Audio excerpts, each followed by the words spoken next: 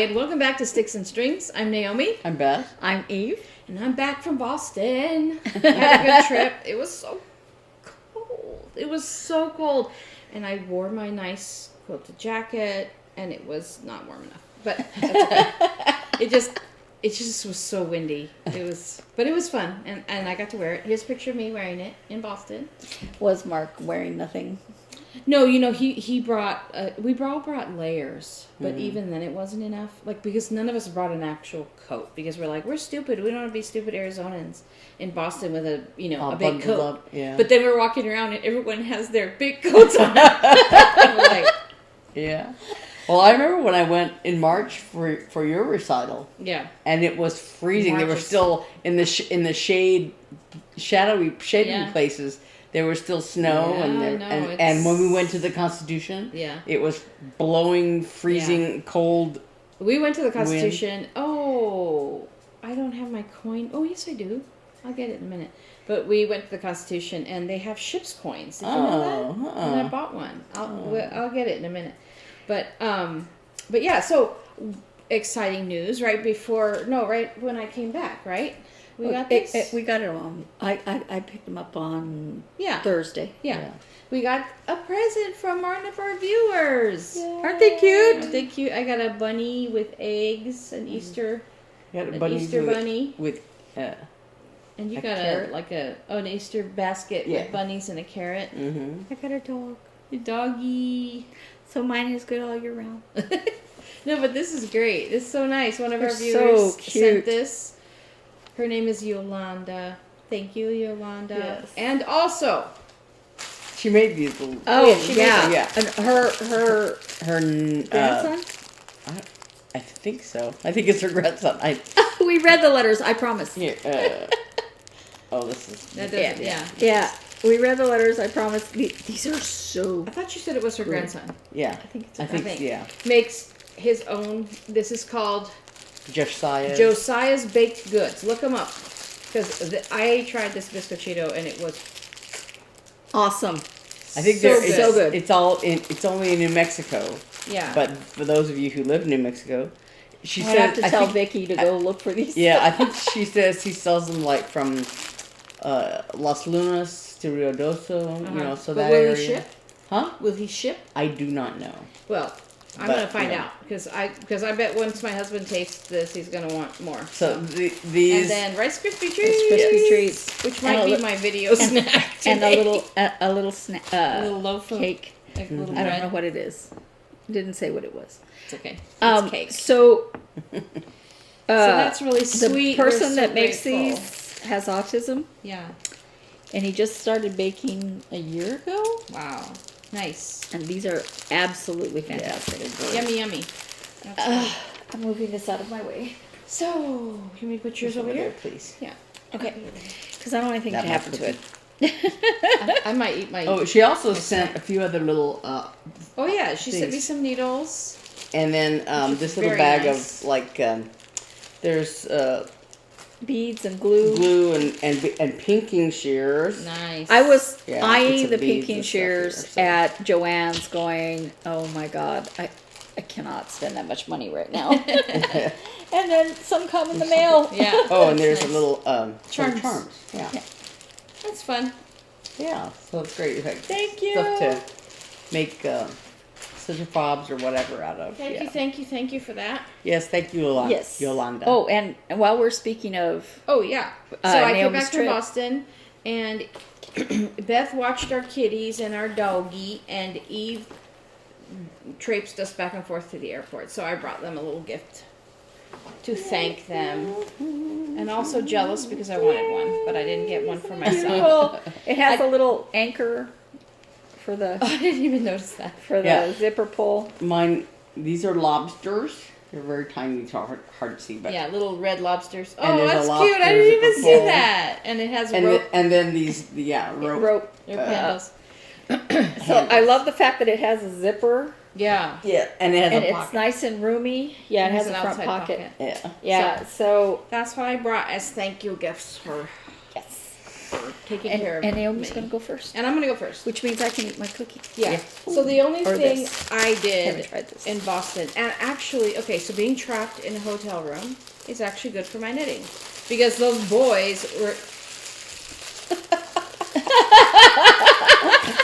Don't worry, I'm going to eat this during your segment. Okay, open the stupid cookie. Okay, but anyway. So, Sorry. It's okay. So, my son is on his phone and my husband's passed out. So I'm like, I'm going to knit. And I went to, I'm going to put a picture here of what. All right. Done. Yolanda! No, I'm just kidding. I'm going to put a picture here of what the sweater looked like at the beginning. When I first got there, I had the body done to the underarms and one arm done. And I had started, I think I had cast on the other arm, the other sleeve, I mean, at work or something. And so I had like this much of the other sleeve done. And I thought, maybe I'll get the sleeve done. Maybe. And it just went, and because I realized I'm going to be here for 5 days. Like, I might actually get a lot of it done. So I did get both sleeves done, and here's a photo of that progress. And I was ready to join them. But before you join them, you have to put some of the sleeve stitches on a scrap yarn and some of the body stitches on a scrap yarn at the underarm. And I realized I didn't believe in myself enough I brought extra yarn, but I didn't even think about a yarn needle. And I certainly didn't think about scrap yarn or any way of holding those stitches. So I was like, well, what do I do? But I had a whole pack of paper masks, and they have elastic on them. So I was like, I know. And I cut the elastics off. And the first one, I teased it through those stitches with a crochet hook. But then the others, I realized that the elastic was stiff enough that I used it as its own yarn needle and tied.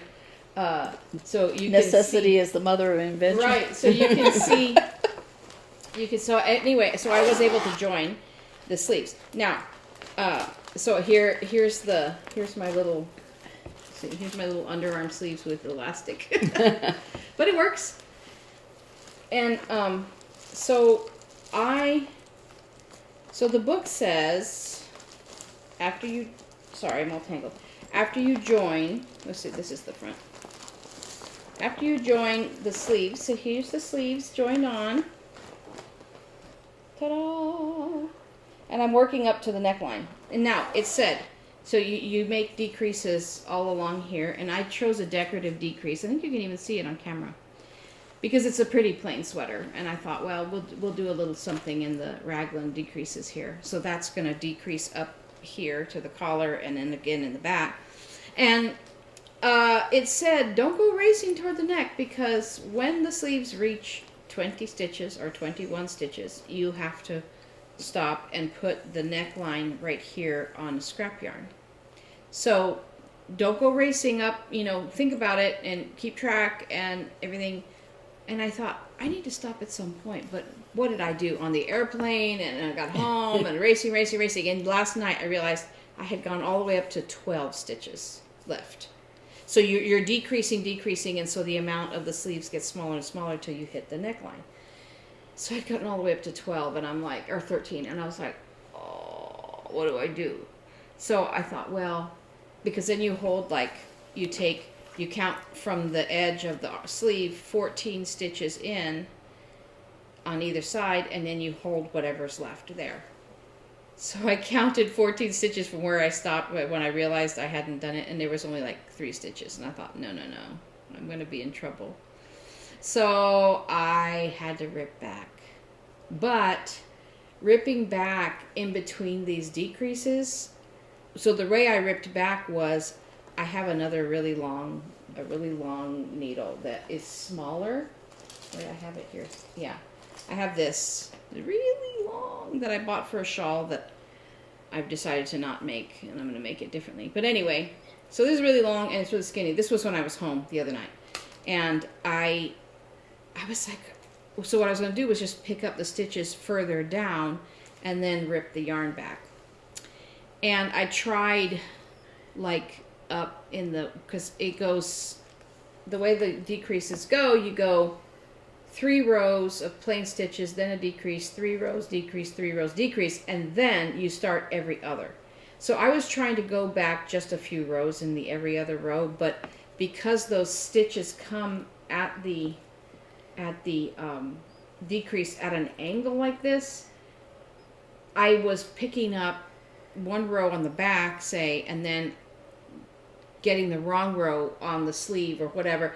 And so I did it all the way around, thought I was in the same row, and pulled out the yarn, and over here I had 3 rows, and over here I was on the needle, and it was a disaster. So I'm sitting there, and I was watching a really bad movie, and it was making me mad. And I was like, there's some really good actors in this movie. Why is it so bad? And it was called Blown Away. And because I decided to watch it because it was set in Boston. Oh. It was about an Irish bomber or something, and this other guy who was a bomb diffuser cop guy. Yeah. And it was so bad. It was so bad. It was Jeff Bridges and Tommy Lee Jones. You think that you see, okay, Jeff Bridges, Tommy Lee Jones, set in Boston. No. So that was making me mad. And then I ripped back, and it was just a big mess. So I was like, okay, what I need to do is go further down in one of these plain rows. And then I was able, when I ripped back, I only missed 1 row by 1. So I was able to get all the way around to that and then kind of crochet hook it and fix it. Mm-hmm. So but I had ripped back all that progress and way further than the 20 stitches that I was supposed to. So anyway, so what I did then, I counted the 20 center stitches of the sleeves, and I put little markers here. So I decreased until those little markers, and then I knew I was in the right place. So failure is just the first attempt in learning, right? So I decided... What does it say in that Disney movie, Tomorrow? What does it say? I don't know. It's a Walt Disney saying. Sorry. She'll think of it. But I decided, okay, well, now at least I know. And I should do a technique video about... So the other thing, though, is do not sleepy knit. I've never drunk knit, but I imagine sleepy knit is the same thing. Because then you wake up the next day and you're like, what did I do? So Thursday night, even though I had to work a 12-hour shift on Friday from 9 to 9, and I did a show Friday night. I knew all that. But Thursday night, I was so obsessed with fixing this, going back, and then knitting, and trying to, recover what I had to rip out. I stayed up till some ungodly hour. But of course, I would sleep, and then I'd wake up and knit, and then I'd sleep, right? Stupid. Do you ever dream about what you've been knitting? Or... No. But so what happened was, in one of these decreases, I missed one on one side. And it's because it's a decorative decrease, it sticks out like a thumb. Let me see. Well, I fixed it. No, I want to see the decorative decrease. You want to see the decorative decrease? Oh, how pretty. So what it is it's a slip stitch. You slip over, and so it makes a little loop that shows up in the decrease. It's different than you can do like a knit 2 together, SSK, blah, blah, blah. But I chose this one, which is nice about that book that I've been talking about.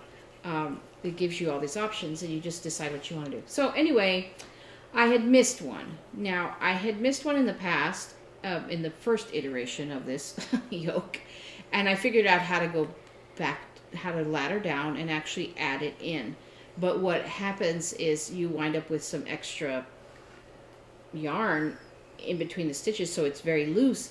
And on one of these, wherever I had missed it, that happened. And this has happened to me before, because I don't know if I've talked about it in the past, but sometimes for some reason when I'm knitting, I get an extra yarn over. And I don't know if it's because I pick it up and I don't realize where the yarn is or something. And of course a yarn over just makes a big hole. So then when I come back around the next round, I of course don't knit that yarn over. I just let it drop, which creates a looser stitch down below. And what I do is I cheat. Because I'm not going to go back. What I do is I pull that big stitch, I pull the legs of it until it's tight, and then I keep pulling in opposite directions until that extra yarn is sort of taken up by the row. And it is, I'm sure, not kosher, perfect tension, blah, blah, blah, but I can blend it in enough into the fabric that from a galloping horse, no one's going to see it. So, so I do it all the time because I'm a cheater, because I'm like, and it's not like, oh, my dad doesn't matter, but my dad's not going to care if my tension is a little off here or there. He's going to take that sweater and complain about it for the rest of his life because unfortunately he will not be able to see. He won't be able to see it, but also what he will see is that his daughter made him a well. And you know, I told him the other day. I said, the reason I'm knitting you this sweater right now, Dad, is so that we can all turn up the air conditioner. So I can have the air conditioner. I was so hot. He's so last cold. Night. He's so cold-natured, and so I was sweating, and he's under a blanket. Well, but I wanted him to be watching the movie last with me, night. So. When I changed into my pajamas, I was so hot that I just put my t-shirt on and slept in my shirt and my underwear. Is that too much information, Beth? No, you've all done it. But then when I had to go to the bathroom, it was like in the middle of the night, and so I knew nobody would be up. So I just dashed from my bedroom. I grabbed my pajama pants and I dashed from my bedroom to the bathroom. And there's Rob. Because that's what I was afraid of. Because then I could put my pajama pants on when I was in the bathroom, but I had to pee too badly to well, I'm glad Robert wasn't up. He would have scarred him for life. That's fine. So this is the book I've been chattering about. I've talked about it every week now. It is a fabulous book. I do not know if you'll be able to find it. It's out of print, and I had a friend of mine go, "I just got the last one on Amazon." But you can find it in used books if you search. It's been so freeing. It's been so, I'm already planning like other sweaters I want to make and feeling confident about it. And once I get my yarn that I'm planning to spin for a sweater, once I get it created, I know that I'll be able to, I'm not like, well, what pattern is it going to fit? Because what weight is it going to be? Doesn't matter. I knit it, I measure it, and then I can plan a sweater. So I love this book. Love, love, love, love, love, love, love, love, love. You mean you spin it and then you said you knit it? I knit it. I measure it. I knit a swatch. Oh, I see. Measure it. And then whatever that gauge turns out to be and whatever inches I want the sweater to be, you figure it out from there, which is so freeing. I can't say enough about it. And I got this in the mail yesterday. The new Block magazine. It has some really cute stuff in it. Ones in the back. I really like this Grandma May's economy block and the spool stars and stitches. I'll put up pictures of those right now. They're so cute. I read it. It was my bathroom reading. Oh, I saw this one. And I liked that one. It's really nice. This table runner I'm is still cute. waiting for my punch needle magazine. Her magazine hasn't come. Oh man. I saw it the other day at the attic. I was like, oh wow. So that's me. I've been doing one thing. Can you believe it? One thing all week. Yeah, because you were gone. Yeah. So after you hold those neck stitches, then you have to just go back and forth, and then once you get the back of the yoke done, because the back is a little higher, right, than the front. And then you put on the ribbon. Not if you wear your shirt backwards like I did. Like you were. So anyway, that's me. I guess Beth's going next, so I'm gonna make some plastic noise now. Yeah. Actually, I really want to try this. It's very good, very sweet, but very good. I mean, they're supposed to be sweet. They're supposed to be sweet, so. Well, I like it. It's a nice portion too. It's not like a lot of times you buy them and they're like And you're like, I'm going to have to eat this whole thing. So thank you for the control, Josiah. Thank you for controlling me. No, this is good. This box of cookies, it's been all I could do to not just sit there and eat them all. So good. I know. I wanted to take one to my husband because I tried that one the other day, and I was like, he's going to love that. But then I'm like, maybe I'll just eat it and tell him about it. But if I want him to order them for me, I have to let him taste it. So yeah, Yolanda, let us know. Yeah, let us know in the comments if he could ship, because I'm sure we could order some. Yeah, I'm sure we would order some. Okay, let me So good. put this thread where I can. She's always You have having all this time to put your thread. Well, I've been. She's always having to put. Stitching like crazy. I'm trying to get this one stitched out. She's always having to put a thread. Story of my life. Okay. She can't, apparently she cannot talk if the thread is not in the exact right position. Yeah. You can talk and stitch Okay. and move your thread. While I was at her house, I was stitching, and I had finished the baby sampler. I showed it last week, and actually, what I had forgotten to do when I showed it last time before you left on Friday was put the year on there, because I had put my initials, down the bottom, and I had not put the year. So I added that. It's slightly different. It's black instead of gray because I didn't have the thread with me. He's not gonna. Now he's not gonna hang it on his wall. But so this is my second WIP-GO thing, and today is the last day of April, and so I just have whatever stitching I do today. So, but I've gotten it's under the hoop, so it's a little hard to see, but I've gotten the whole saying here, and I've gotten most of the frame. I'm working on the frame right now because it goes to the end here. I hadn't done it because I had to move the hoop and all that. But then I've got one of the shades of green along the bottom, and that's what I'm, again, I have to move the hoop to finish that off, but I'm almost done with that. And so I'll do a little more of this today to finish my 10 days. And yesterday, I didn't do quite as much stitching on this as I would have done. I did a lot of this, though, when I was at Naomi's house, all this stuff. And more on that later. I'll move this over here. One of the things I was doing yesterday, this goes with that. Okay. Like, what is that? One of the things I was doing yesterday was working on one of the items that's in my 300 subscriber giveaway. I'm gonna film that later today. But one of the things I was giving away was a slightly used kit. I had started on this, and I decided I didn't want it anymore. So I've done some stitches on it. But since it was a kit, it came with all the threads, and I had separated them all. But I just had done little slip knots of each hank. And I hadn't labeled them or anything like that. And so, since I was giving this away, and some people were asking for it, had signed up for it, I did buy a gift bag for it to put it in, because I just had it in a Ziploc. But then I also made some thread drops for it. And I know that for a while, I don't know if it's still going on, people are still doing it, but for a while, people were exchanging thread drops, kind of like you exchange, Christmas cards or whatever. And I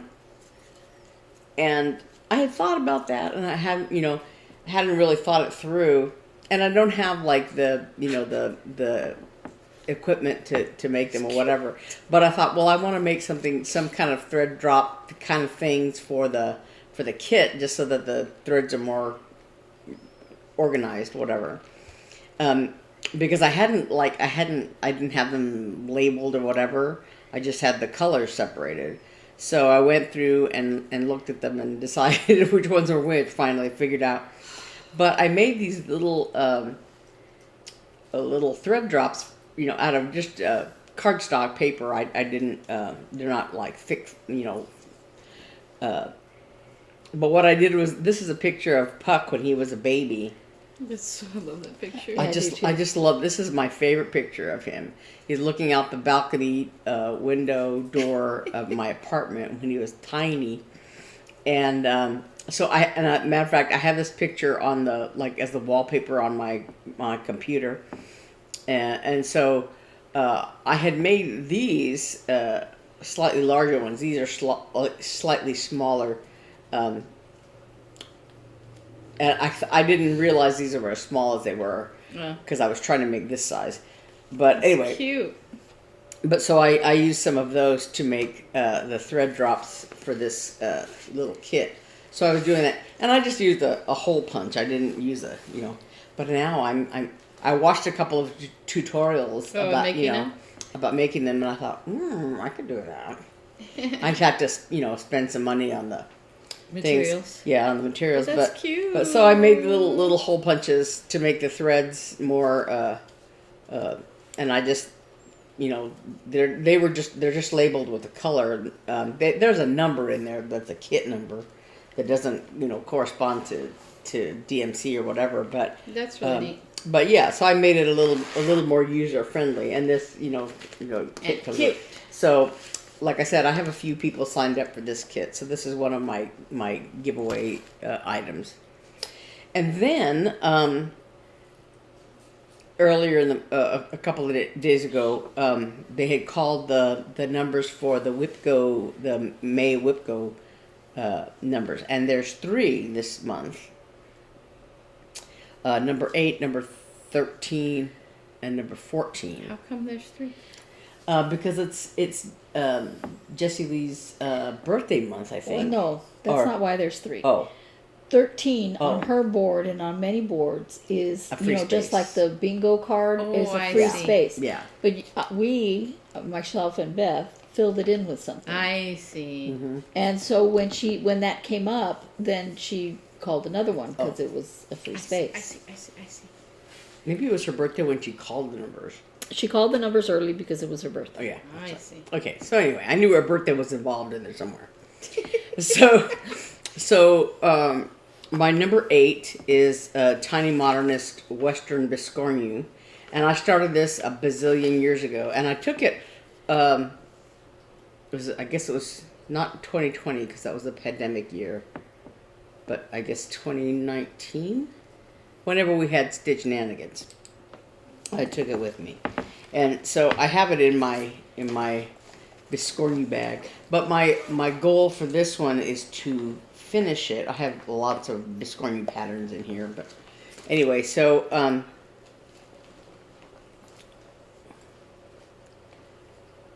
this is the top here, and this is the bottom. So I have a little ways to go on it, but it's a southwestern thing. Look, like the picture. I had it right I had there. it right here. Yeah. It's right there. Oh, I just didn't recognize those colors. Yeah. Because I saw the green, the saguaros. Yeah. I didn't realize. Oh, that's neat. Yeah. So there's little cow skulls and saguaros and stuff, and so I've done the border out here, and it goes pretty quickly. So I have to finish. I have done the turquoise of the border on the back here. So and actually, this was the first time I'd done a Biscornu, and then I did the gnome and the dragon ones. So I never finished this one. And this little needle minder was made by a woman and her mother who were at the table with me, at the same shared a table space with me that weekend. So the back only has the corners. The back only has those corners there. Yeah. Mm-hmm. I see, and it's plain on the other side. Yeah. I see. So, and I think it might have the roses in the corners or something like that. Yeah. I don't remember. Yeah. So, so that my goal is to finish that, Finish it, or just finish it? Well, it would be fairly easy to actually finish it Why are you asking that? because it's just the little squares and you just put them, Now that she's Put 'em together. FFO'd 2 of the Biscornu, she probably won't be afraid to do that one. Yeah. So there's that, and this is, like I said, this is my Biscornu bag. I have some other Biscornu patterns in there. And then Pandemic is my number 13. I have that same pattern. How many did you put number of stitches? I'm gonna put this behind you. 10. 10 days. Oh. So This yeah, behind you. my Pandemic is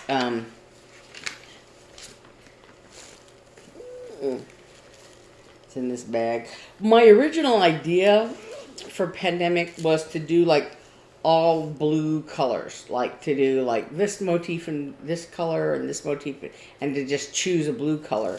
And that's why I have this bag, which is like every blue color of DMC, and including a toile and the blue like variegated colors or whatever, and then all the shades of blue that I could find in the DMC display thing.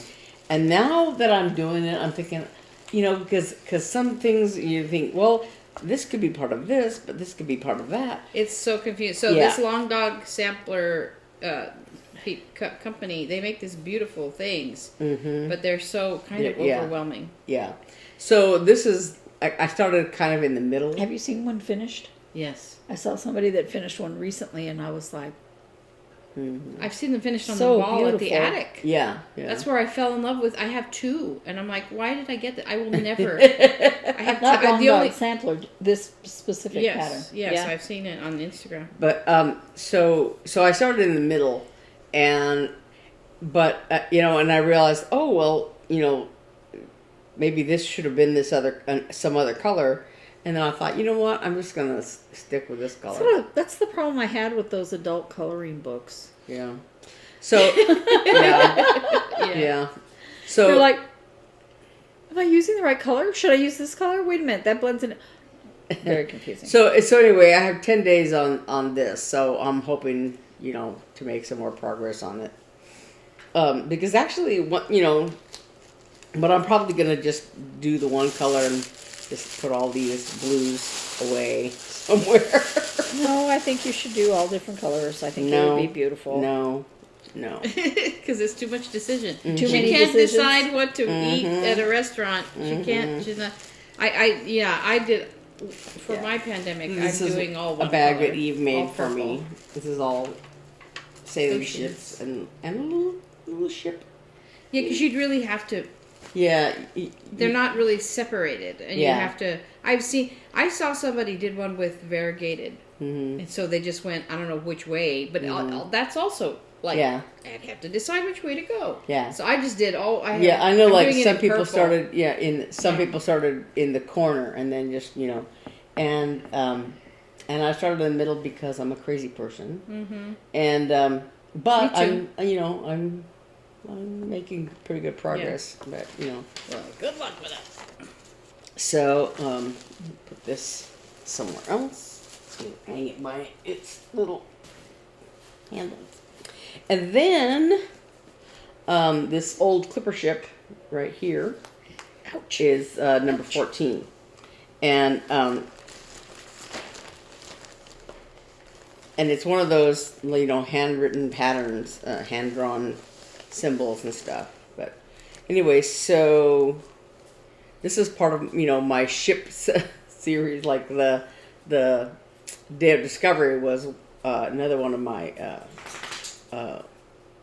WIP-GO things.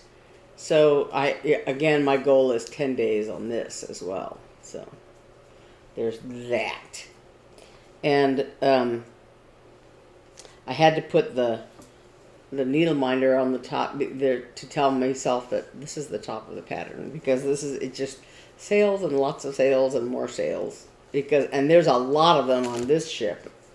It's all, there's a lot of sail on there. So 10 days on this. I did make a working copy of the pattern and So that's all for enlarged May? it. Huh? That's for May. That's all for May, yeah. And then, Because I thought you were gonna do. You have a May Yes. rabbit. You're huh? doing a May. Yeah, I haven't done any more, made any more progress on my April rabbit than what I showed. Well, my correction that I did last week. Oh, and- because of the wrong thread. Yeah, with the wrong thread. So I ripped all that out and redid it with the right thread. And so I've been concentrating on that baby sampler, and now I'm on the Sleepy Hollow. So I haven't done anything more. But so in this bag that Naomi bought me, so I have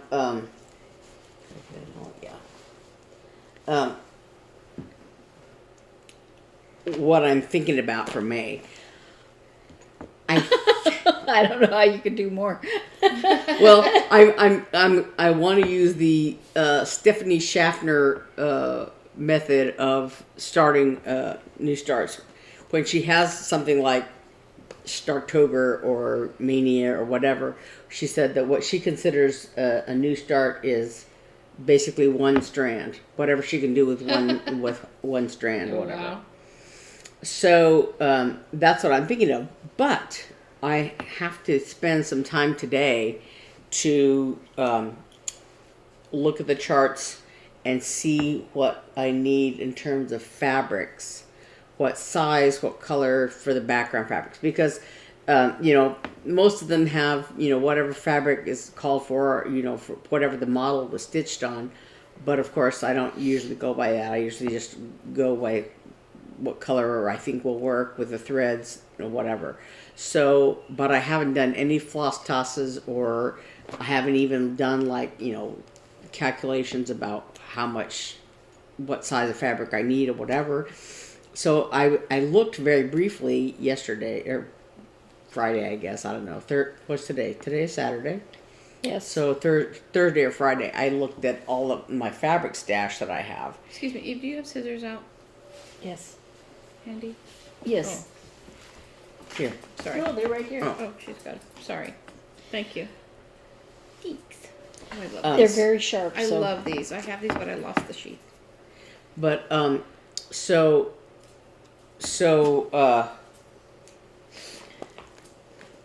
like I said, I looked through all my fabrics, and I have them separated, these are size 28 and these are size 32, and then I have a stack of undyed fabrics. So yeah. So I have So is here, is your starts going to be just setting them all up, or actually starting them? I think I'm going to start them. Yeah. Are you going to do one a day, or what are you going to do? I guess. Yeah, I think so. Oh, so also I have the bookmark that I'm gonna make for Hannah, but I think I might have. I was going through the font that I was thinking of using, that I used for the other bookmark that I made. The one for Byron? No, the other one. The one I made just recently for the girl in my Bible study group. But I think it's going to be a little big. It would take up the whole thing. I really like the font you used on Byron's. Do you remember that? Yeah. That was really cool looking. Yeah. But so I have here a whole bunch of things. I have this little freebie kit. It's in this little bag, but it was a little freebie thing that they had at the attic.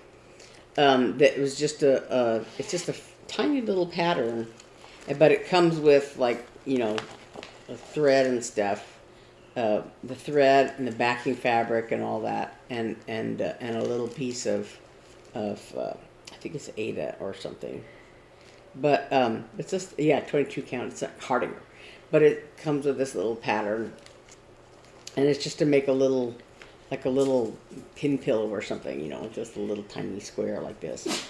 But Sneezy dog. Nice sneezy dog. Yeah, so I've had this for a long time, and I want to make it. So I think that's one of my Mania projects And then, and this magazine has a little, I'm going to show a pattern or something like that, but this little gnome ornament. It's a Christmas ornament. Cute. And there's this on the other side too. Snowman's Treat. Maybe I'll do that as well. I haven't thought about it, but I don't know. So, as a matter of fact, let me look at it real quick here.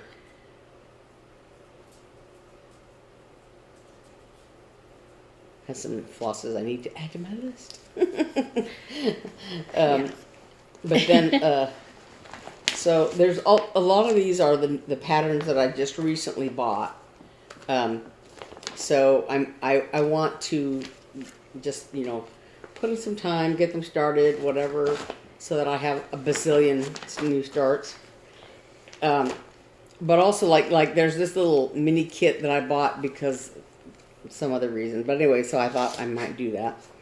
But then there's this what is your superpower? Or these things that I've shown recently, you know, these that I just showed recently, the Mouse's Lucky Day and the Christmas Moose. I got these just I guess last week at the attic, 2 weeks ago, maybe. Recently. At some point, if you want to start all your new projects, you have to actually stop buying them. Yeah, for a little minute. Well, as a matter of fact, I'm waiting for some. Oh no! And then you'll get your magazine, and you'll have a bunch. Yeah, that I ordered at from 123 Stitch. I had seen a few. So I think, did I mention this one? The Rabbit and the Rose. Let me see. Yes. Yeah. Yeah, I did. It's just the most gorgeous thing. I don't remember that, but I don't know if I mentioned it. Oh, that's really pretty here, but I mentioned it. I think on my. Yeah, that's nice. So yeah, and then this April Dormir, April Dormir, Dolce Dormir, Madame Chantilly thing, the one with the rabbits and the sleepy rabbit. And this Peppermint Pals, just like all of these that I've had forever. And then this little owl kit that I bought. It's a Dimensions kit. That's yeah. Cute. So yeah, and I want to just start all of these. And some of them are so small, like this one here. Probably finish them. That I might be able to finish them. Just, you know. But so I'm gonna squeeze these all in. Oh, and I and I want to start these the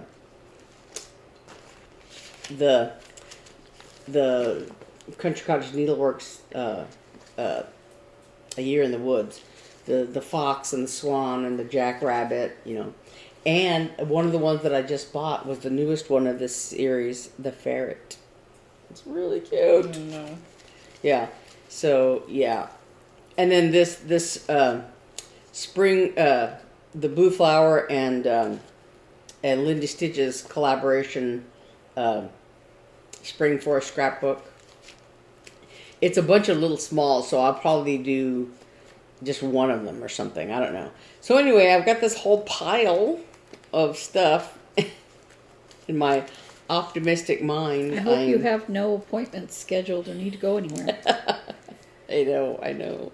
Well, like I said, she can travel with her cross stitch. Yeah. Well, my plan is to do, just like maybe one stitch. But so, if I don't get anything done. You mean one thread. One thread, yeah, one thread. If you don't get your WIP-GO done, it's not, nobody's going to come for you. I'm going to call the cross stitch police. But so, yeah, I've got them on speed dial. Oh, and, hold on, let me put these away here real quick. But I also have, oh, sorry, everything's jumping out of my bag here. I'll get it, you talk. No, dog. I'll get it, you talk. Okay. So, I also have, no, that's empty. Cute. Wrap something out of there. Sorry, just stick it in there. Okay.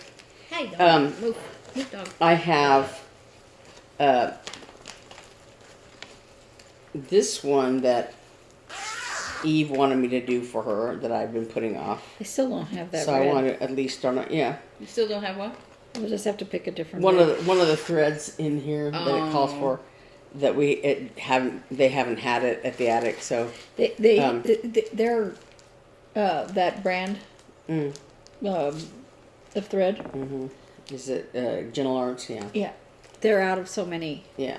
So anyway, well, I was looking, because I had grabbed, because I knew it was a red, and I couldn't remember what Buckeye Scarlet. which, yeah, I was thinking it was Schoolhouse Red, which they did have, so I grabbed that. But it's Buckeye Scarlet.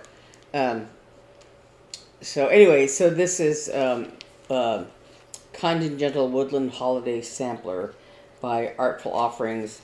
So it's I've had this partially kitted up, for a while now.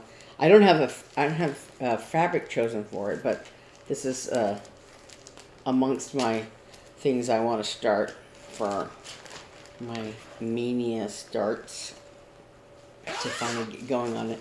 And another one I have is this one that I bought the Threadworks threads for, and this is a Lindy Stitches with the black sheep on it. It's called the Wandering Sheep. This one I really want to do too, because it's really the thing that would take the longest is the big sheep.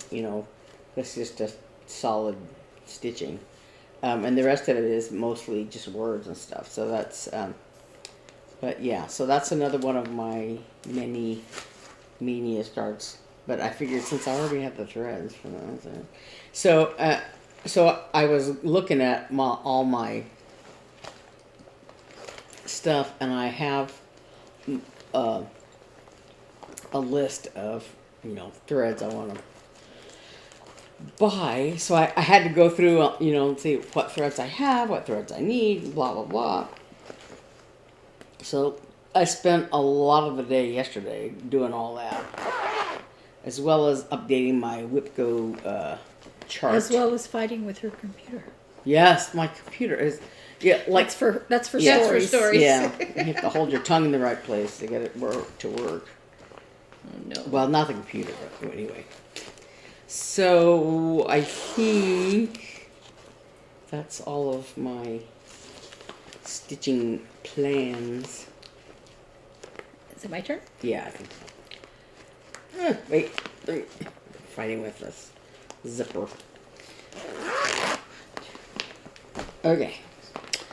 Okay, so I've been doing a lot of sewing. And I didn't crinkle while you were Yes, you talking. did. Yes, you did. You both did. So I'm getting you both back. Put this So I had behind you. I don't want to. Here, I'll do it. Oh, I okay. got space. Don't want to fall on her. Yeah. I think those are Okay, doesn't matter. partially under it. So I cut out the fabric for this while my brother was still here, and I didn't even look at my sewing machine for a long time. And it's ostensibly Southwest patterns. It's like dream catchers, but I like the coloring, and It's pretty. yeah, and I don't think it's offensive. So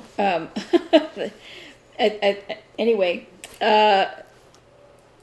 this I've always with the bags not really liked the way it looked on top as much as I had liked the little snap notions pouches.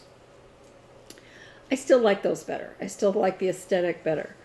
But I decided to play around with it a little bit, and I moved the zipper down. I don't know that I'm totally in love with the way I did it, but I'll learn with time. I'll take the bad sample. It's not a bad sample. Not the bad sample, but I mean, I'll take the I sample. made the if bag you don't well. like The it. It's experiment.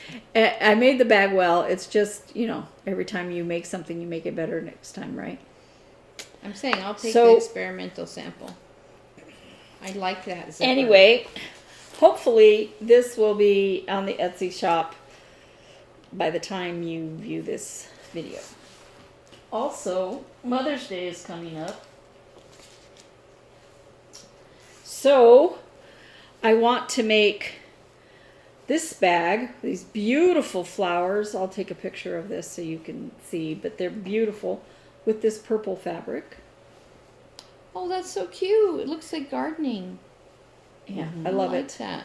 And then this butterfly fabric with this ecru. The ecru, you can't see it. I don't even think if I took a picture you could see it. But it's got little flowers all over it. Oh, like a color on color kind of thing. Mm-hmm. See? White. That's nice and subtle. Yeah. So I plan to make bags of those. Also, I won't do them today, and we'll tell you why in stories. But hopefully I'll be able to get them done Monday or Tuesday. The other bag I might be able to get done today. Because I know Mother's Day is right away. For some reason, I lost April. Where did it go? So I have 2 finishes.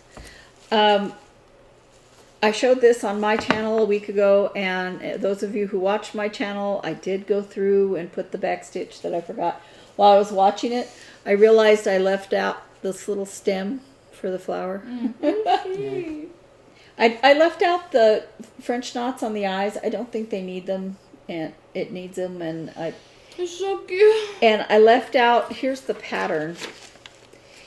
I left out Be Peaceful because I like just the bee. Mm-hmm. I didn't want the words. And, since she's in Ukraine, you kind of understand why she put Be Peaceful at the bottom. It makes sense. But I didn't want that on it because I want to I want to finish it to go with my bee over there. Look at how cute it is. Her patterns are adorable. Oh my god. Is she the one that made the whale and light bulb? The aviator owl in her Etsy shop, my, it is so cute.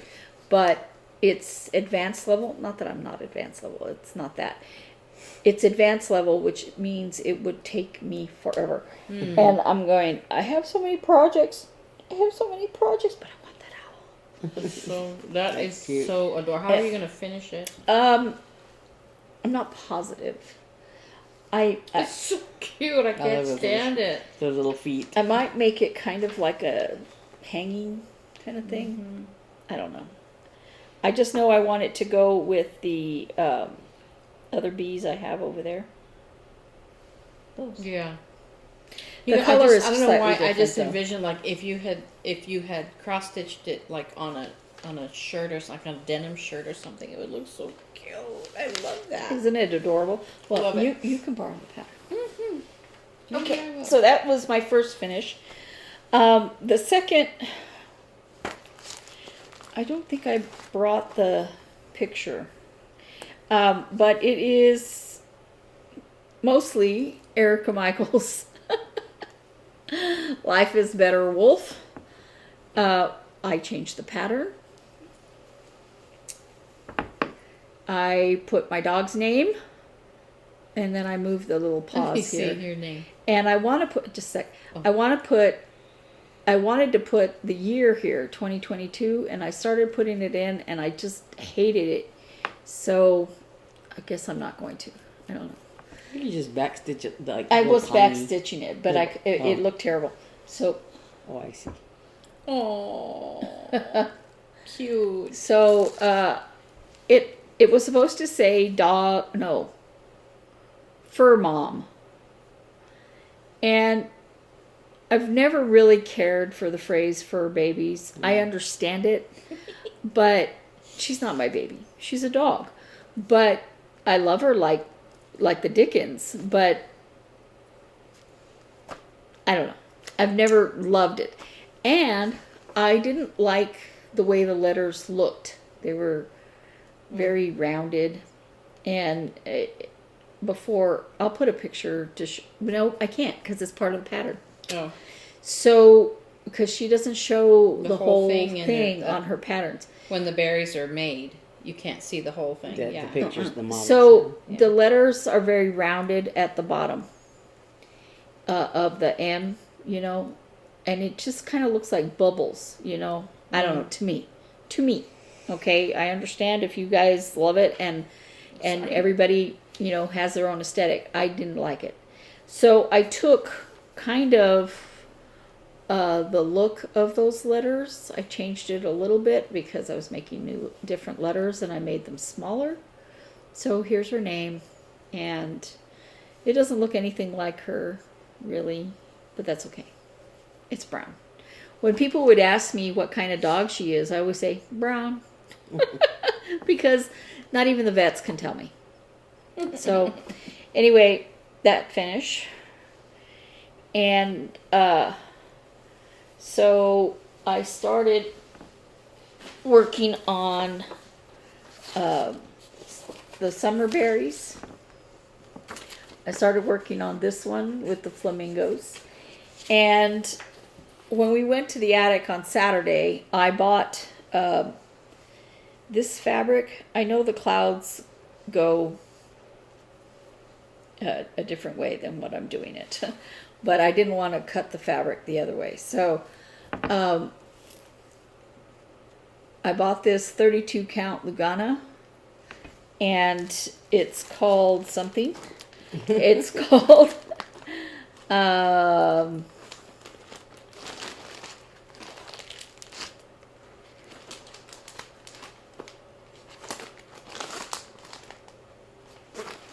don't know.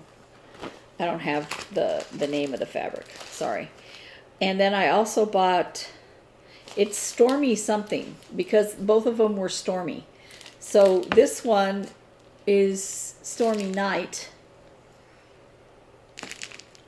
That's better, maybe. And this one is Stormy something. Day. Storm clouds, stormy. Yeah, so all I have so far is the middle of, and you can't see it on this berry at all. And the attic didn't have carrot, which is what it's supposed to be. And I'm like, well, what The color thread? of orange is that? Yeah, The- it's weak dye works, I think. I think I have that. That's all right.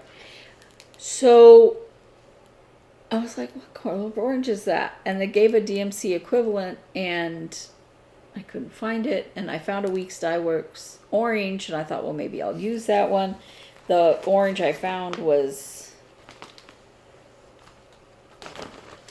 this one, which I like. It's no problem with this. But the actual one, to me, looks like kind of like orange sugar. This is the DMC color. I did have it. It just took me a while to find it.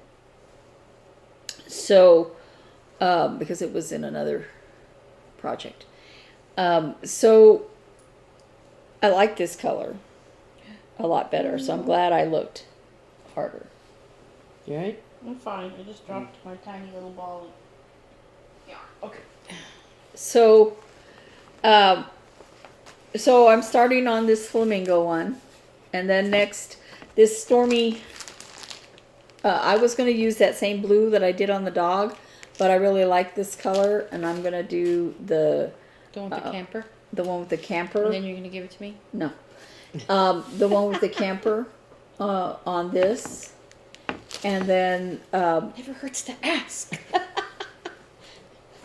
the attic is ordering some white Lugana for me. All the Lugana they had was, you know, Off-white. Dyed and stuff. yeah, different colors, and then off-white. They didn't have any white, and I said, I really want a bright white. And they said, well, it's not called bright white, it's called white. And she said, but I've been wanting to order some anyway, and I'll just order you some. I said, fine. And so, I don't know where the bag for that is. It's probably over there where I stitch. Whatever this is called. I'll look it up and tell you next time. Yeah, so I am working on these summer berries, and that was I thought that was the only thread that I didn't have, but I was like, oh, one of those didn't even get into the shopping list. So, Paris Green. I have that. Weeks Dye Works Paris Green. So, if it's not at the attic today, then We are planning a sojourn to the attic today. Long story, I'll tell you later. So as we said, WIP-GO has been called.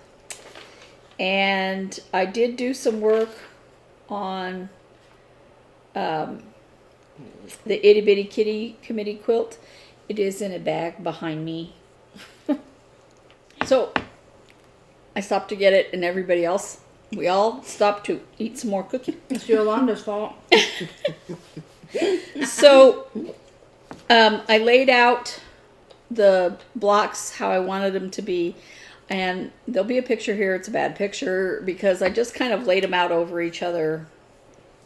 And what I decided to do was do the cats bright to dark and do the squares dark to bright. Anyway, I started on the top row sewing the sashing. This is the top row, and this is the row that goes right underneath that.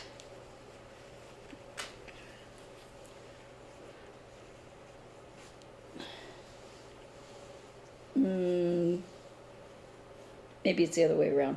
No. Oh. I think it's this way. That's why the picture. Neat. And then it'll So have they're a row. a little bit? These are offset. There's a cat above a square. I see. And then in between is going to be a sashing This row. is the same size as the cat, Yeah. not the sachet. I see. Yeah. So the sashing row, as I said, she has you make this, and then you sew the cornerstone color on, and then I'll be cutting it the same width as this, cutting it It's Beth's quilt that has the bigger cats. goofy flying geese thing. Mm-hmm. Not this one. And I keep This is thinking very about pretty. I keep thinking about how I want to do that, and Yeah. yeah, and once I figure that out, then This is I'll so cute. keep working on it. Is this a batik line? Is that what this is? Or The colored kitties? cats, the blue cats are not, but the bright, yeah, it's a mixture. I see. So this will be in between. This is for the sash in In between. between here, like this? In between the rows. Oh, so, I see. So the color will be like this. You know. Oh, like a little cornerstone. Yeah, it will Nice, be a nice, cornerstone. Yeah. So. Cool. Yeah. So, I found putting these together to be tedious, and I was excited about working on my Snowball Star quilt because I love it. It's And- so pretty. And She so, sent me pictures last night. yeah. So I stopped working on that. I picked up, remember last week I had cut out from the jelly roll, and you don't use every single one of the jelly rolls, so you have enough to do stuff to go along with it, like if you wanted to make a pillow or something like that. There's more jelly roll left. Anyway, so I think Wednesday maybe is when I started working on it. It might have been Thursday. And so I mentioned before that this sews up very quickly. These are the other fabrics I got for it. None of them, unfortunately, are big enough for the background. I picked up this for the border because I could not find this anywhere. So it's only big enough for a border. Yeah. But I think I'll make shams with it.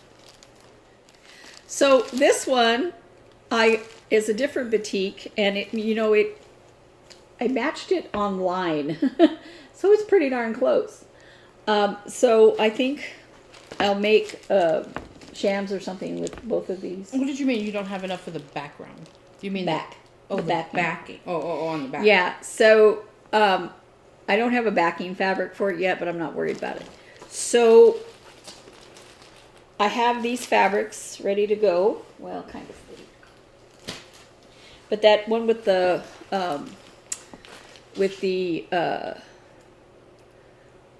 hummingbirds, the dark one with the hummingbirds is going to be the borders. So this is how far I've gotten. I don't want to get these out of the stack they're in, so we're just going to show the top one. Oh, they're big. Yeah, they're huge. In the picture you sent, I didn't realize they were this big. That's why I couldn't take a really good picture. So there are 1, 2, 3, 4 rows of this, and then you sew around the inner border, and then the bigger border. Oh, there's only 4 rows? So you're done with the rows? Mm-hmm. So you make these little blocks and you put a big 4 patch together. Mm-hmm. Is that how it works? Mm-hmm. And you know, it seems like it's not going to make a big quilt, but these are huge. They are huge. And Are this these 12 inches? Huh? Are these 12 inches? Or No, they're 15. Oh, wow. Finished, they're 15. They're 15 and a half before you finish them. And, you know, they sew up so fast because they're really chain piece. So I see what you did. So the darks are on the inside and it looks like a ribbon star. And then these lights are on the inside and it looks, I see rings. Is that, you did that intentionally? That's the pattern, yeah. I'm just asking. Yeah, that's the pattern. And because it's the exact same block, it's just in colors. It makes it look completely different. I thought this block. Pick it up. Okay, and this one were different blocks, but they're actually exactly the same. Yeah, and this. Here, hold it up. See, and pull up this first one, so you can see. This one is the top, and then the next one's going to be like this. Yeah. So it's that. That's such an odd. So I thought this was a different, arranged differently, but it's not. No. It's just done with the darks and lights. Yeah. So you separate them. Remember, I had them all in different things. Yeah. That's why. And these colors just make me so happy. They're beautiful. This reminds me of summer so much.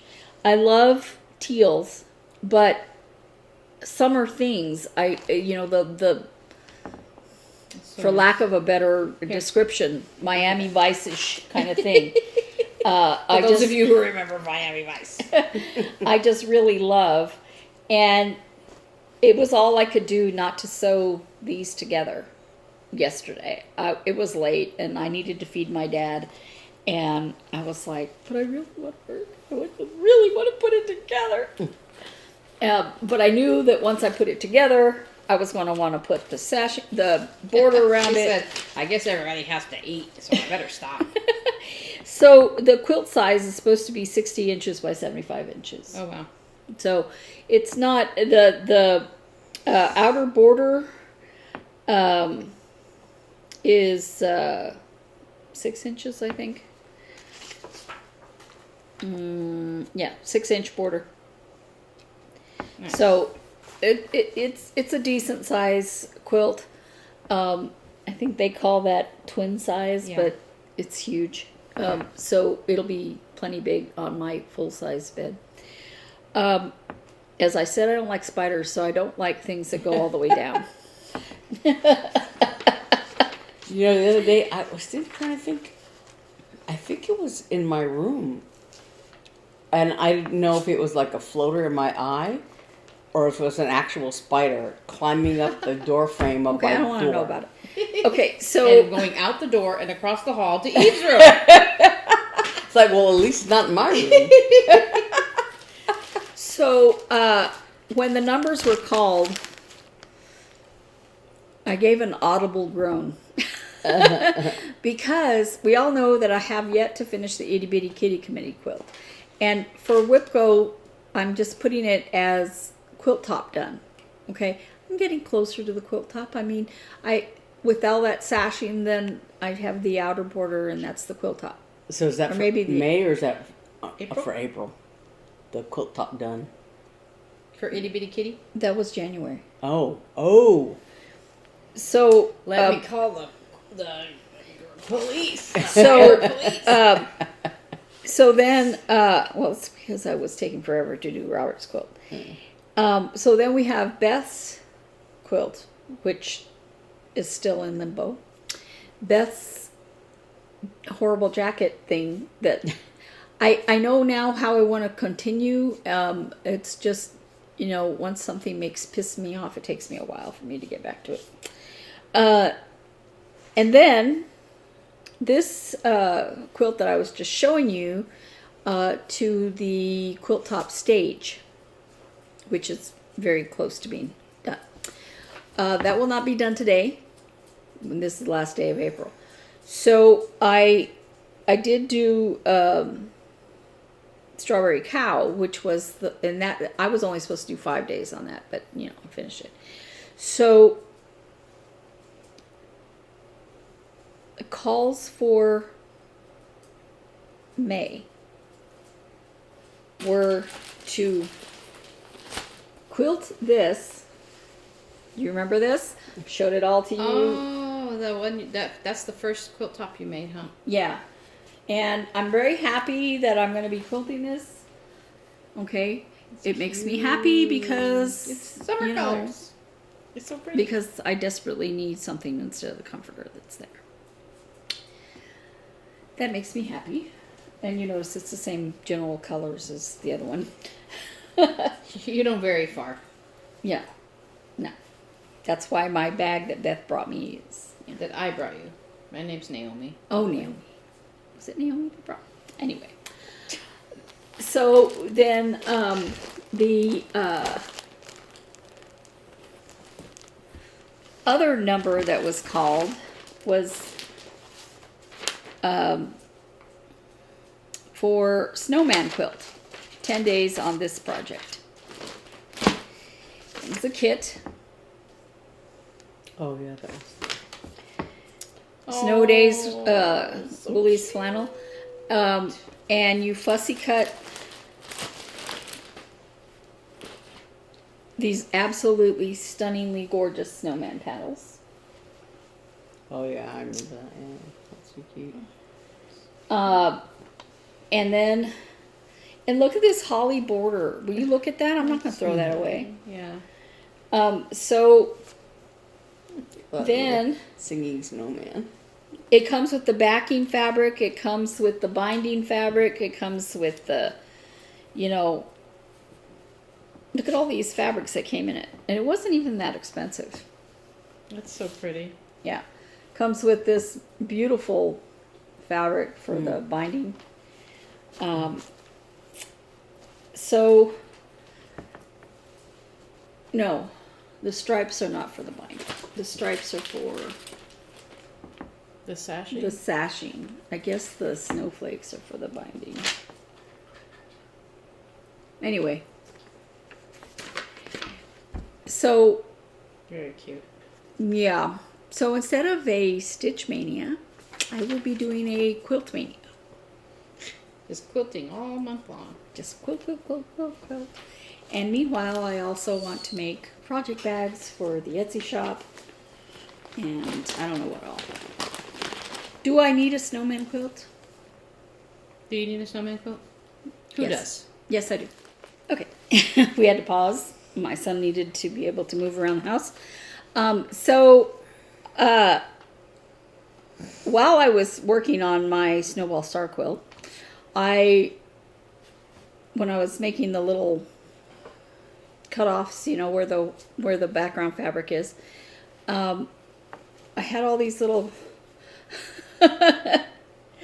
you know, they look like this because I snipped them off, and I went ahead and sewed them together. I thought briefly about sewing them together as it was before I cut it, and I should have. But then I cut it, and so I've been sewing them together kind of as leaders, or just got a whim and sewed a whole bunch together. And A little crumb quilt. they're little, what are these called? Yeah. Triangles. Flying geese. Half square triangles. Yeah. So I thought, well, you know, there's so many of them that once I sew them together, it'll be enough fabric to make something. And I was like, well, I'm collecting. I've decided to start collecting scraps and to make a crumb quilt. I like that idea. And actually, Jenny Doan was saying that every morning before she starts work, which she gets to play with fabric all day, but she works on a crumb quilt block and just makes one little crumb quilt block. Did you see the video of them with where she had the crumb quilt? Yeah. So I'm I'm going to keep sewing these all together. Whatever project I'm working on, I don't care what color I'm sewing them together with. I'm just going to keep sewing them together, and eventually they will all be sewn together. And with half square triangles, there's so many different cute patterns that you can make. And maybe it'll be a little pillow this big. I don't know. Doesn't matter. So and this is just not the dark colors, but the other colors, the lighter colors so far. The lights. They look very Florida. I don't know.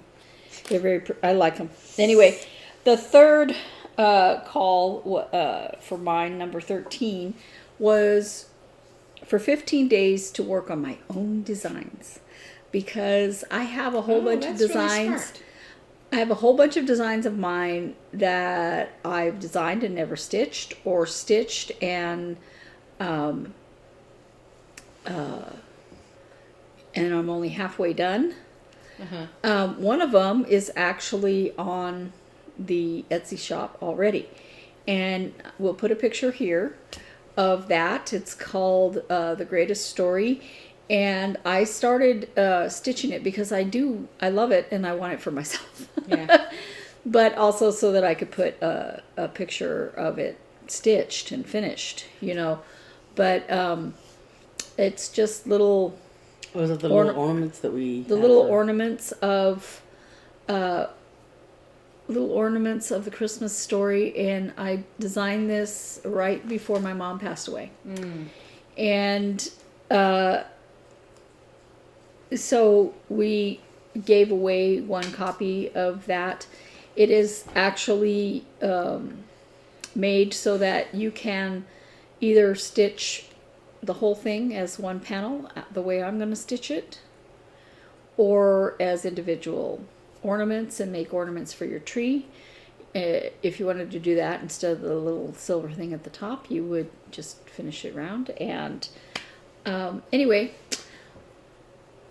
that is what I'm going to stitch on besides my berries. And also, Beth and I want to dye some fabric. As she said, she has a lot of projects that she wants to work on. And I want fabric for Daisy May. So, yeah. And I don't want to buy fabric for Daisy May. I want to do that on 14 count. And there's no reason I should buy 14 count. So, because a very generous viewer sent us a gazillion tons of 14 count. Thank you. And I have been using up that stuff. As a matter of fact, that bee is stitched on that. So, that is me, finally. I'm done. Story time. Beth has a very funny story that happened while you were gone. Yes, while I was at Naomi's house. I was sitting up stitching, and I had this on my lap, and I was sitting on a recliner in Naomi's living room, and I had a light, shining on the fabric, and so while I was stitching, I noticed this little flippy bug, a little tiny bug, flipping around, and I had first noticed it it just landed very briefly on my fabric. So I thought, oh, there's a bug. And I was in the middle of, stitching something. So I wanted to put my needle down someplace that would, kind of make sense. And so I was putting my needle down, and the little bug, was flipping around, flipping away. And then I felt it, flipping around my nose. It was, on my face. And I didn't want to go up my nose, and so I was just gonna huff out of my nose to just, blow it away till I could, grab it and whatever. But in order to do that, I had to inhale. So I inhaled, through my mouth because I didn't want it to fly up my nose. But just as I did that, it flew into my mouth. And I felt it hit the back of my throat. I felt this little tiny on the back of my throat. I was like coughing, and I don't know if I assume I swallowed it because I know I didn't cough it up. So I was like, ah! It reminded me of when I was living in Little Rock. I used to go bicycling, and I was riding because I was getting ready to do. I used to do charity rides and stuff, but I don't remember what ride I was getting ready to do. Charity rides?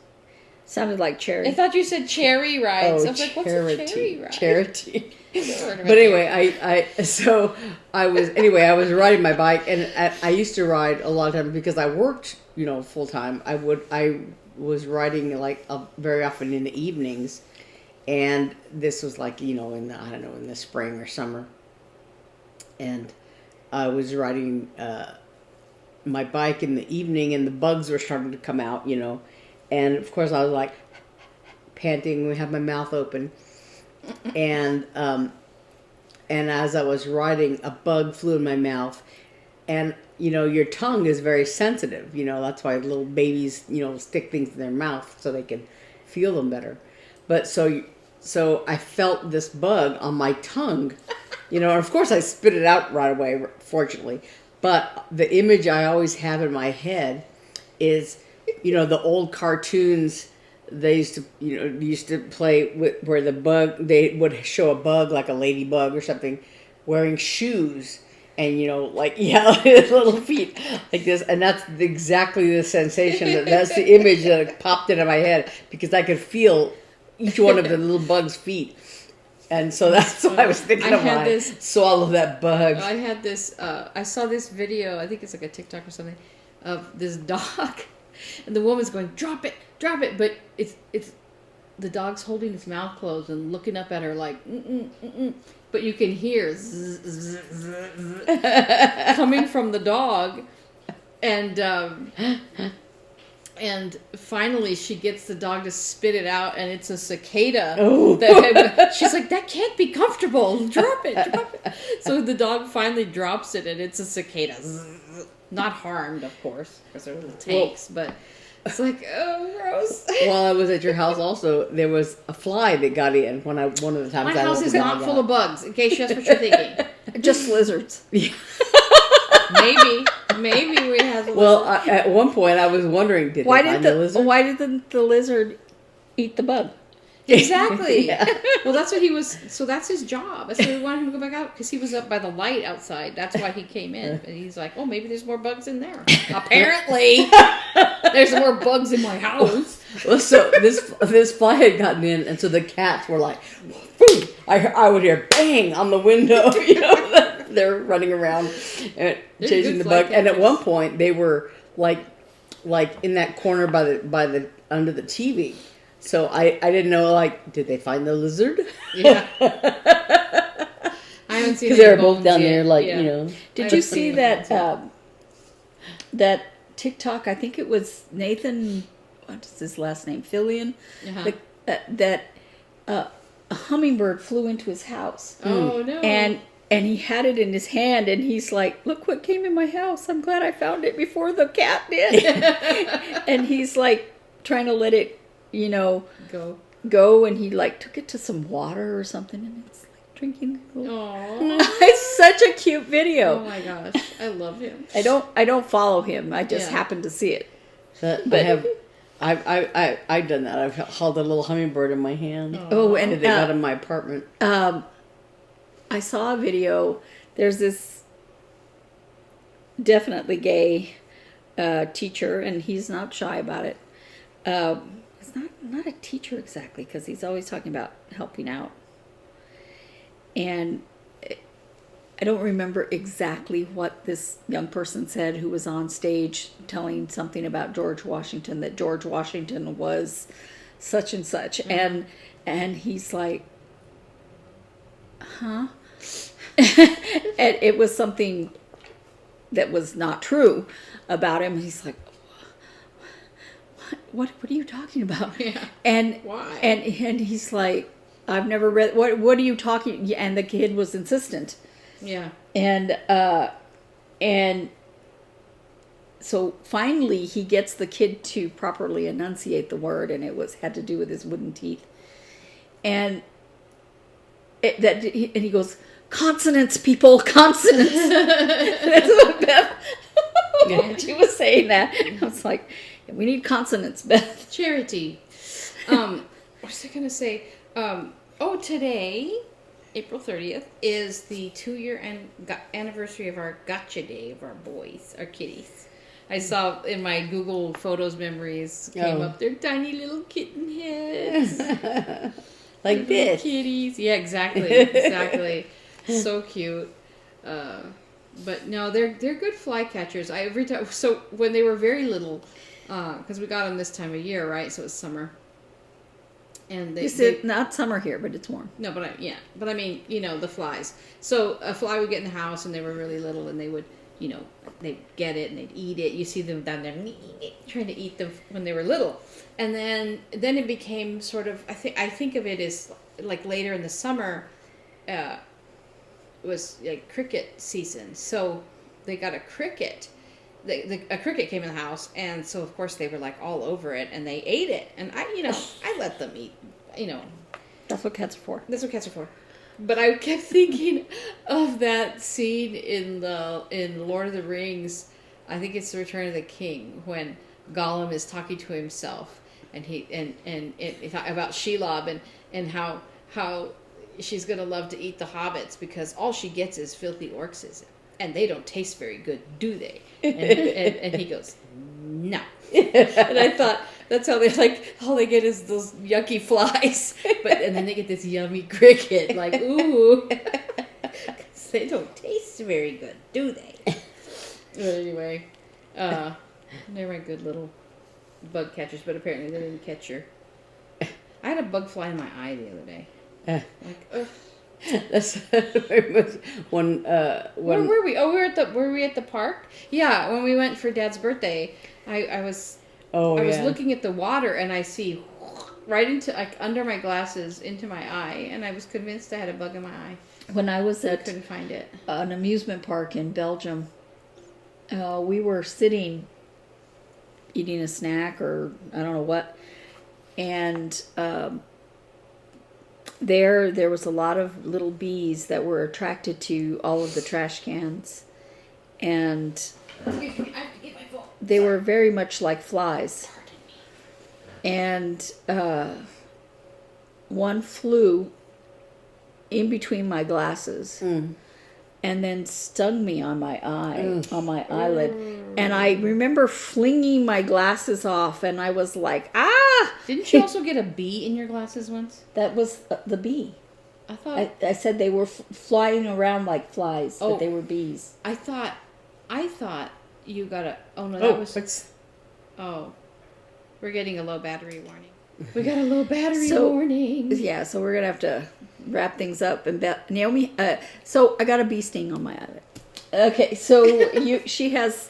Yeah, well, no, so just a couple of funny stories. First of all, my daughter's recital was very, very wonderful. Yes. It was wonderful to be there. And the dress. Okay, I have to tell the dress story. Okay.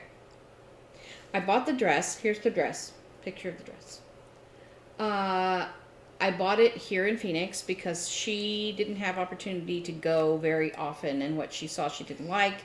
And when you're dress shopping, you really have to focus and be like, So I went a couple places, didn't see anything, and finally I wound up at Dillard's, where we got her last big dress. So I'm looking around Dillard's, not a lot of really great things, and I see this one green dress, and it was a size 12, which is too big for her. But I was like, well, you never know, right? You never really know manufacturer to manufacturer. Mm-hmm. And I thought, I bet it's not that bad. Because she usually wears a 10, right? So I thought maybe we can make it work. And I thought, well, I have the dress form at home. That's basically her measurements, and I can try it on the dress form, and if it's whacked out too big, then I will take it back. But if not, if it's maybe slightly adjustable, I'll take it to Boston. So it fit very well, except for in the bust area, and I know that she's a little even smaller than the dress form. So I, just because the dress form has already formed, sorry guys, already formed boobs. So they're a particular size, and so that's not reality. So whatever. Anyway, it was good enough that I thought I could either pin it, tack it, something. And I took an extra dress as a backup. So, but it was really beautiful and sparkly and everything. It was a great dress. So we got in on Saturday evening, and she came over and tried it on, and she loved it. So I pinned it under the arms here, and I thought maybe I could also adjust the waist a little bit because it was a little bit big. But I pinned it, and I said, I think what I'm going to do, because I was terrified, because it was fully lined, and the lining was attached at the waist. So I was a little bit nervous about opening it up and getting in there. But I said, I think what I'm going to do is I'm just going to fold it back, fold the corners of the because it's wider at the top here than it was at the waist. So I was just going to fold it back and tack it, right? And I said, this is what I'm going to do, and we'll just have it professionally altered later. And so that night, I go to actually do it, but because of the fabric it was the outer fabric, which was like a thin, shiny thing, and then it had an interfacing, and then it had an interfacing on top of like the fancy fabric was on top of a fabric with an interfacing or something, and then it had the lining. So that those seams going down the side were very thick. And I thought, there's no way to fold it right at the seam line, and like you would, this is nice and thin, you just fold it back and pin it. It was thick, and so I couldn't fold it exactly right and make it flat enough that it would look good, because a violinist shows off their underarm all the time. You'll see in this photo where you can see clearly from on the stage that you can see her underarm. So I thought, this isn't going to look good. So I'm like, okay. And I looked at the waistband, and the waistband was sewn like this to like a actual waistband. Like all the pieces were sewn together at the bottom there. And I'm like, I don't know. So what I did was I actually opened the lining and the dress at the underarm here. And I tried to open it this much, and then had to wound up opening it like this. And there was top stitching here, but the top stitching didn't show up on the outside fabric, just on the inside. So anyway, I opened it up, and I pulled out the both sides, and it was so floppy because it's dressy fabric. Like I couldn't hold it. I'm like, so the first underarm took me most of the night, and then the second one, I think I started at like, I don't know, 3. Oh my God. And I finished as I was finally sewing up. So then I measured it as best I could, and then basically backstitched a seam in a triangle, which was not measured or any kind of, like, it was just eyeballed. Okay, I'm going to go from this tall at the top to the seam, and I'm just going to diagonally. So every stitch I took, I went to the left, and then wound up there. Okay, that looks good. And then I cut it, and and then I did the same on the dress side, and then I folded it back like this. I didn't have any straight pins. I did have needle and thread. I didn't have a needle threader, which would have been such a beautiful thing, because I would get down to the end of the needle and I'm having to. Anyway, it was a nightmare. But so I sewed up the the seam up here, and and then I went to do the second side. So as I was sewing up the top seam of under the arm of the second side, I happened to look out the window, and the sun was coming up, and I was like, oh no. Because we were meeting her for brunch at like 10, and I'm like, oh no. But she came over, tried it on, and it fit like a glove. It was perfect. After I finished the underarm seams, I also had to tack the front because the front had a slit in the front, but it was like folded over like almost like a wrap dress, but it was sewn at the waistband of both the front and back. But when she walked, it would just gap open like all the way up to the waist. And she's like, I cannot worry about that when I'm walking. So I just made 3 little tacks, like basically down to her, just above her knee in the front, like of that front flap. I just tacked it really carefully, and on the lining of the dress with really kind of loose tacks, but just to make it so that it didn't just fly open. But so that was my ordeal, but it paid off, and it looked beautiful. It was really pretty. And I even put the hangers back in the dress. The hanging loops. I sewed them back in. So I thought about just taking them out, but I thought because it's just a little collar around here, I didn't want that to get all stretched out, and so I'm like putting the loops back in. And then in the first half of the recital, I'm looking at her, and I can see one of the dress loops, hanging loops, coming out her armpit. And so in intermission, I texted her. I'm like, "There's a loop sticking out." So that when she came back out, it was all nice and tucked in. It was so funny. I thought about running back there, but I didn't want to stress her out. So anyway, but it was very satisfying to, like I always say, her job is to practice, my job is to take care of the dress, and I felt like it went. I liked her little really hair. well. Yeah, she did her hair in 2 little knots because she felt like her dress was very spacey. So she's like, I'm gonna do 2 little buns. I didn't really watch the recital. I listened to it. Yeah. Well, I sewed. Yeah, she sewed. Yeah. And it's I wasn't sewing on this one. I was it's sewing good. on. It's good though. It's good to. I love that. If I could have knit during, I would love to knit during concerts, but people think it's offensive. I think I was sewing on kitty cats. Yeah. Yeah. But that was fun. Oh, so funny story. So there's this ramen place out there that called Wagamama, and if you are anywhere in the East, or I think Atlanta, they have one. They have a few around the country, but nothing out here. Anyways, there's a ramen place. It's really good. I don't know what it is. It's just magical and yummy, and they serve other things. So my son thinks that he doesn't like soup, so he won't like ramen. But I'm like, you don't have to eat the soup. Just take all the goody, yummy stuff out of the ramen and eat it. And you don't have to worry. If you don't want the broth, who cares? He's like, nah. So anyway, so the first night he ordered like I don't know, pad thai or something. It was kind of spicy. He didn't eat very much of it. And so when we went again, we're like, Eli, you should just get the chicken ramen. It's so good. It's so yummy. And he's like, no, I don't like soup. I'm like, okay, whatever. And the whole reason I went to Boston was to get prime rib ramen, and they were out of the prime rib all weekend long. So I wanted to leave the town. But I got the chicken instead, which was really good. And the second night I went, I thought I'd try the brisket, but the brisket, I had gotten kind of sick one day. I don't know what I ate. I thought I was going to have food poisoning. I thought I'd be down for the count on like Monday or something.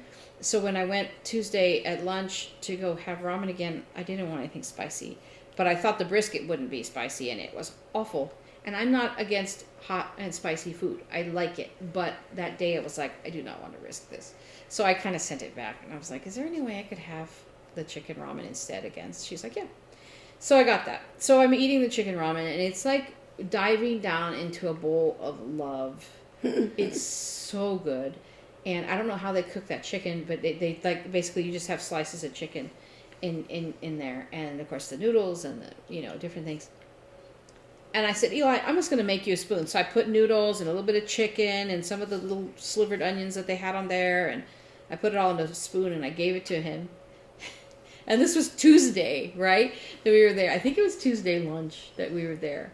We were leaving on Wednesday, and Wednesday was her birthday, so we had plans already, and we were going somewhere else that night and for dinner for her birthday and stuff. And so, But he takes this spoon of my ramen and he eats it, and then he looks up at me and he goes, "Are we coming back here before we leave?"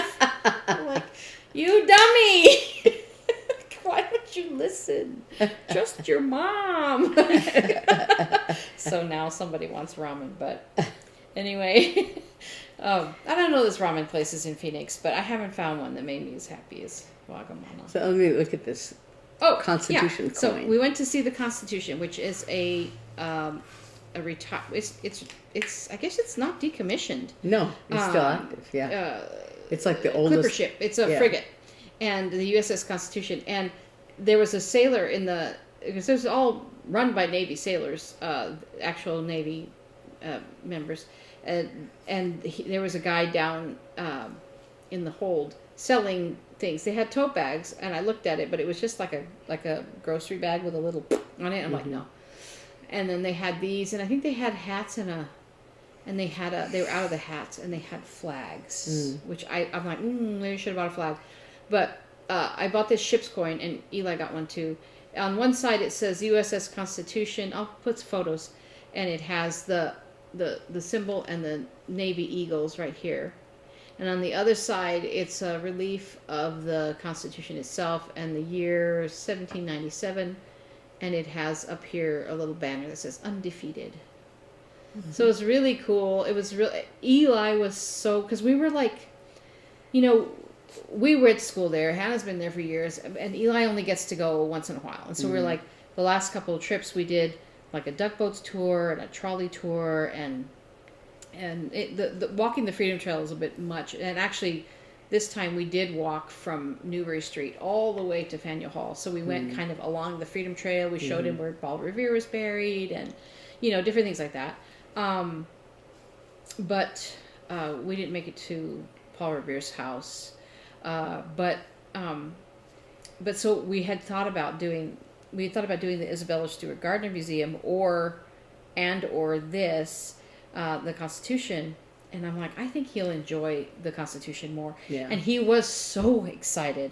He's like, I've never seen anything like this before in my life. And he was taking pictures, and I took a picture of him by a can. He takes amazing pictures. Yeah, he takes good pictures.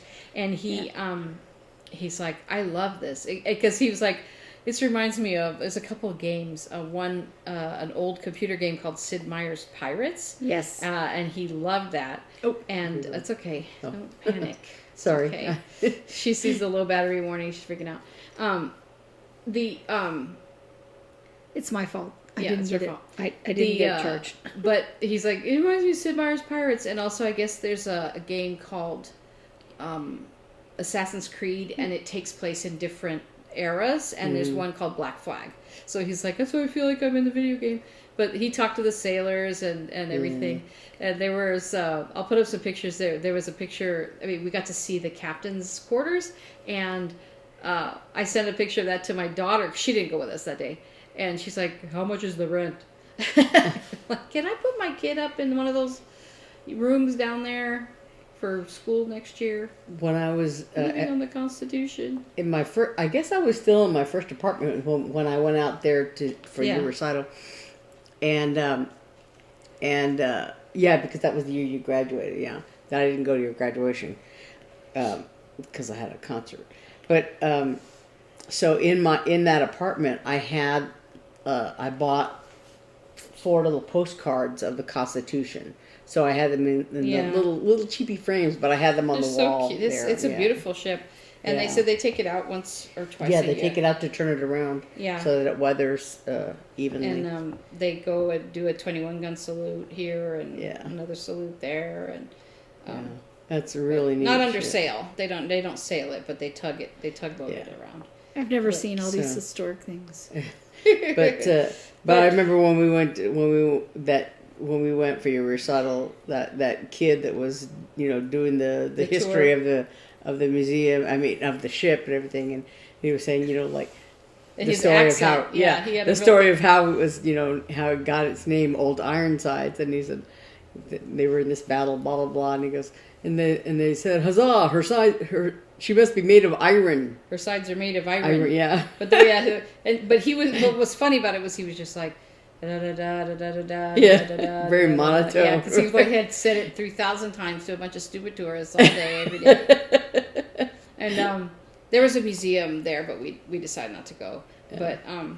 But it made me think when I was in Baltimore that its sister ship, the Constellation, is in Baltimore, and it's actually decommissioned and turned into a museum. So it's different than the Constitution. But when we were there on the wharf, there was a shop. Oh, okay. Here's the thing. This is an advertisement for impulse buying. Okay, we were not yet married or newly married. We had no money, and we were there looking at the Constellation, and next to it was this old store. The store with all these old sailing things in it. It like you could buy one of those divers things with the big diver's helmet kind of thing, like everything like that. And in there were these 2 lanterns. They were ship's lanterns that you put candles in, and they were brass, and they were gorgeous. And I wanted them. They were $60 a piece, and at that time, it was a fortune. Yeah. And plus, how do we get it home? And I was like, I want those so bad. And I have regretted it since 1990 whatever. I have wanted those. I still think about those lanterns. I think, wouldn't they be beautiful out on the porch? They were like, they had the little door. They were just beautiful. And now, at this age, I'd be like, yeah, buy it. Here, ship it. Send it to me. But I was a kid. Yeah. And I just, I told him, if there's any lanterns down there, we're buying them. But there wasn't anything. But anyway, it's funny. But we better go before our iPad dies. Yes. Well, also, some high school friends of Beth and I are on their way as we speak to Phoenix. And they plan to meet us at the attic. Yeah. So they got to go. I got to go get eggs. And what else? I don't know. I got to look I have to work tonight. Oh. I hope I don't forget. I hope you don't forget. I hope I don't forget. I better set an alarm. Go to work. It will alarm me. It will notify me, but only half an hour before I have to work. So I better set a different alarm. That's not. But for orchestra rehearsal, I had an alarm get ready for rehearsal. I know. So I wouldn't Yeah, I know. It's terrible. Well, one day that you had texted me or something like, I'm on my way. I'll be there around oh my God, because I was still in my. My relax at home clothes, and I was I have to get ready for rehearsal. Yeah, I know. I'm terrified. I just realized that when I got here this morning. I'm like, I have to work tonight. I did that one time in Little Rock. Well, let her go. So I was in Little Rock. One time. It was before rehearsal, and I had I don't know, maybe half an hour or something, and I dozed off. Oh no! And I woke up at 5 till the rehearsal's supposed to start, and you don't do that. No. They can dock you if you're late. So we had a girl in school who slept through a whole concert. And she's famous now. For that. When I got to rehearsal, the director said, "Oh, did you get caught in that traffic jam too?" Because we had a lot of people who came from out of town, and several people got stuck in it. I was I sure did. Yeah, it was 5 minutes away. It's been good visiting with you again this week, and happy May. And thank you, Yolanda. Thank you, Yolanda, for the food. I'm gonna give this to my husband. Maybe I'll save him a bite. There's this much left. There's more. There is? Okay. Yeah. All right. It was good to see you guys. Bye. Bye. Happy May. Bye.